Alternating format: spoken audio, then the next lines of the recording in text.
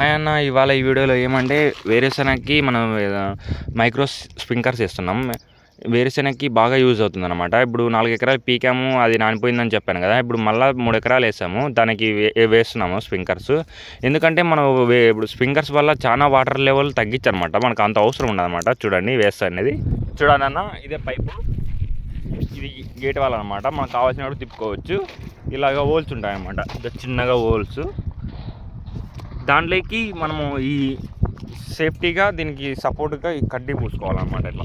ఇలా పెట్టేసి ఇలా కాలు తొక్కేసి వెళ్ళిపోతుంది లోపలికి. మళ్ళీ ఇది ఉంటుంది, ఇది స్ప్రింక్లర్ అనమాట. మెయిన్ మనకు వాటర్ తక్కువ పీక్కునేకి ఇవి అనమాట. వాటర్ జస్ట్ దీంట్లోకి ఇలా పెట్టేసి ఇలా ప్రెస్ చేస్తే అయిపోతుంది అనమాట. అంతే. మళ్ళీ తీసుకొని జస్ట్ దీనికి సపోర్ట్గా దీంట్లో పెట్టేసి చాలన్నమాట. ఇది నార్మల్గా మనకు పెద్ద చిలకలతో అయితే ఎక్కువ వాటర్ కావాలన్నమాట. దీంతో అయితే మన తక్కువ వాటర్తోనే సరిపోతుంది అనమాట. వేరుశెనగకి బాగా యూజ్ అవుతుంది.